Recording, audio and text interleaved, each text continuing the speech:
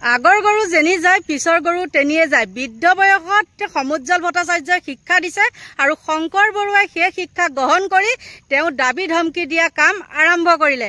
নমস্কাৰ জনাইছো সকলো বন্ধু বান্ধৱীকে আৰু আৰম্ভ কৰিছো অন্য এটি নতুন ভিডিঅ'। আৰু আপোনালোকে সকলোৱে গম পাই আছে কালিৰ পৰা শংকৰ বৰুৱাক গ্ৰেপ্তাৰ কৰিছে। আৰু কিহৰ কাৰণে কৰিছে?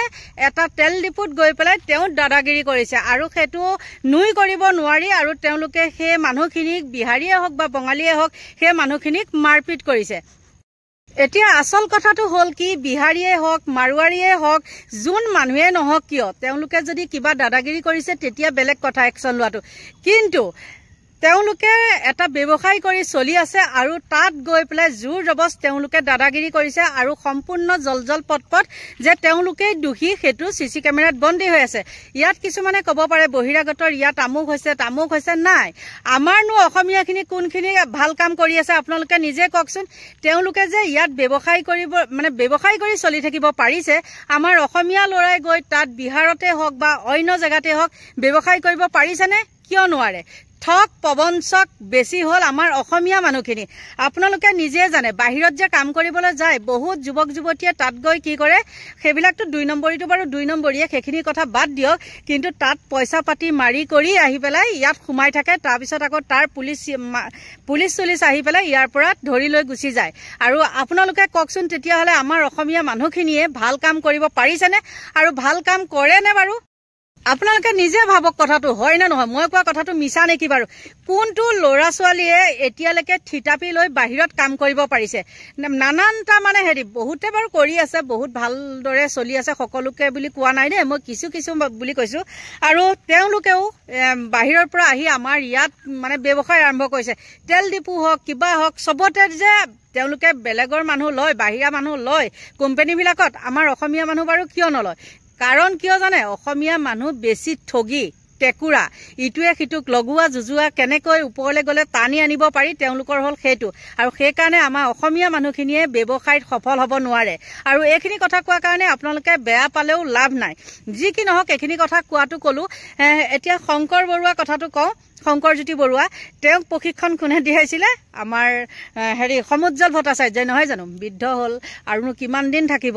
তেওঁ এতিয়ালৈকে সেই বাপটো এৰিব পৰাই নাই আৰু তেওঁ এইবিলাক শিক্ষা দিছে, দিয়াৰ কাৰণে তেওঁ এইটো কাম কৰিবলৈ সুবিধা পাইছে। আৰু কালি যেতিয়া নিউজটো দেখিছোঁ সেই নিউজটোৰ তলত আৰু বাগান চাগানৰ লগতো তেওঁ বহুত তেনেকুৱা 2 নম্বৰী বোলে কৰিছে। সেইবিলাক তেওঁলোকে প্ৰমাণ দিছে, কমেণ্টতে তেওঁলোকে প্ৰমাণ দিছে আৰু এইবিলাক কিবা কিবি হৈ আছে। আৰু ইয়াৰ আগতেও শংকৰজ্যোতি বৰুৱাই এজনী ছোৱালীক তেনেকুৱা কৰিছিলে, আপোনালোকে নিশ্চয় দেখিছিলে। তেওঁৰ ওপৰত এটা হৈছে এই বছৰটোতে, বেছি দিনৰ কথাও নহয়, এই বছৰটোতেই হ'বলা।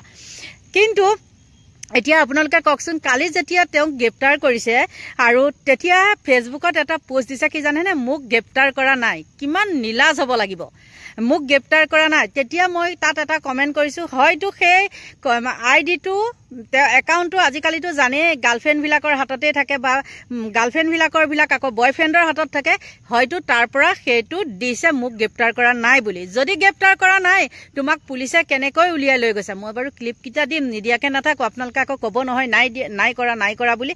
আৰু গোটেই ভিডিঅ'টো তাত তেল ডিপুটোৰ ভিতৰত তেওঁ স্পষ্টকৈ মুখখন আছে আৰু তাৰপিছতো তেওঁ নাই বুলি ক'লে হ'বনে? ভাবিছিলোঁ, কিন্তু এই যেতিয়া শংকৰজ্যোতি বৰুৱাই আচুত কৰিছিলে, জইন কৰিছিলে, তেতিয়া ভাবিছোঁ এওঁ চাগে ভালেই হ'ব, কিন্তু মহাকালহে। গতিকে তোমালোকে বাহিৰৰ মানুহে আহি ইয়াত ব্যৱসায় কৰিছে আৰু তাতে কিছুমান আমাৰ অসমীয়া যুৱক যুৱতীও তাতে চলি আছে ন, আৰু তোমালোকে তাত দাদাগিৰি কৰি পেলাই সেই তেল ডিপুটো ল'বলৈ কিয় বিচাৰিছা? আৰু মহিলাগৰাকীয়ে যদি সেই ভিডিঅ' নকৰিলে হয় বা কেমেৰা নাথাকিলে হয়, তোমালোকেতো পোনচাতেই কৈ দিলে হয় যে আমি এইটো কাম কৰা নাই। গতিকে আপোনালোকক পলম নকৰি পেলাই মই ভিডিঅ'টো আগবঢ়াইছোঁ, চাওক।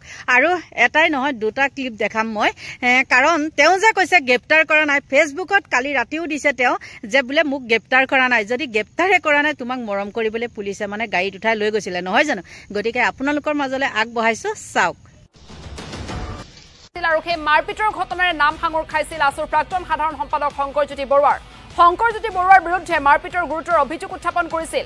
তিনিটা ফৈদৰ মাজত সেই প্ৰচণ্ড মাৰপিট হৈছিল আৰু সেই মাৰপিটত আহত হৈছিল পেট্ৰল পাম্পটোৰ 4জন কৰ্মচাৰী ভাইৰেল হোৱা সেই ভিডিঅ'টোত স্পষ্ট ৰূপত আসুৰ প্ৰাক্তন সাধাৰণ সম্পাদক শংকৰজ্যোতি বৰুৱাক দেখিবলৈ পোৱা গৈছিল কিন্তু পৰৱৰ্তী সময়ত শংকৰজ্যোতি বৰুৱাই স্পষ্টীকৰণ দিছিল যে তেওঁ এই মাৰপিটৰ সৈতে কোনো ধৰণে জড়িত নহয় কেৱল মাত্ৰ তেওঁ পৰিস্থিতি নিয়ন্ত্ৰণ কৰিবৰ বাবেহে সেই স্থানত উপস্থিত হৈছিল আৰু তেওঁ পৰিস্থিতি নিয়ন্ত্ৰণ কৰিবলৈহে চেষ্টা কৰিছিল তেওঁ কাকো মাৰপিট কৰা নাই এনে ধৰণৰ স্পষ্টীকৰণ শংকৰজ্যোতি বৰুৱাই দিছিল কিন্তু শেহতীয়া যি খবৰ আমাৰ হাতত আহি পৰিছে সেই খবৰ অনুসৰি ডিব্ৰুগড় আৰক্ষীয়ে গ্ৰেপ্তাৰ কৰিছে শংকৰজ্যোতি বৰুৱাক দুলিয়াজান থানালৈ তেওঁক মতা হৈছিল তেওঁক সোধা পোছা কৰা হৈছিল তাৰ পাছতেই ডিব্ৰুগড় আৰক্ষীয়ে তেওঁক গ্ৰেপ্তাৰ কৰা বুলি শেহতীয়াকৈ জানিব পৰা গৈছে দুলিয়াজান থানাত সোধা পোছাৰ অন্তত ডিব্ৰুগড় আৰক্ষীয়ে গ্ৰেপ্তাৰ কৰিছে শংকৰজ্যোতি বৰুৱাক আমি পুনৰবাৰ উল্লেখ কৰিছো এটা পেট্ৰল পাম্পত মাৰপিটৰ ঘটনা সংঘটিত হৈছিল তিনিটা ফৈদৰ মাজত আৰু এটা ভিডিঅ' ফুটেজ ভাইৰেল হৈ পৰিছিল আৰু সেই ভিডিঅ'টোত স্পষ্ট ৰূপত দেখিবলৈ পোৱা গৈছিল শংকৰজ্যোতি বৰুৱাক কিন্তু পৰৱৰ্তী সময়ত শংকৰজ্যোতি বৰুৱাই স্পষ্টীকৰণ দিছিল যে তেওঁ এই মাৰপিটত জড়িত নহয় তেওঁ কেৱল পৰিস্থিতি নিয়ন্ত্ৰণৰহে চেষ্টা কৰিছিল কিন্তু যিসকল কৰ্মচাৰীয়ে এই মাৰপিটত আঘাতপ্ৰাপ্ত হৈছে তেওঁলোকে কিন্তু অভিযোগ উত্থাপন কৰিছিল শংকৰজ্যোতি বৰুৱাৰ বিৰুদ্ধে তেওঁলোকে বাৰম্বাৰ কৈছিল যে শংকৰজ্যোতি বৰুৱাৰ বিৰুদ্ধে বিহিত ব্যৱস্থা গ্ৰহণ কৰিব লাগে শংকৰজ্যোতি বৰুৱাই মাৰপিট কৰিছে এনে ধৰণৰ অভিযোগ উত্থাপন কৰিছিল কিন্তু সেই অভিযোগ নস্যাৎ কৰিছিল শংকৰজ্যোতি বৰুৱাই কিন্তু শেহতীয়াকৈ তেওঁক দুলিয়াজান থানালৈ সোধা পোছাৰ বাবে মতা হৈছিল আৰু শেহতীয়া খবৰ অনুসৰি ডিব্ৰুগড় আৰক্ষীয়ে শংকৰজ্যোতি বৰুৱাক গ্ৰেপ্তাৰ কৰিছে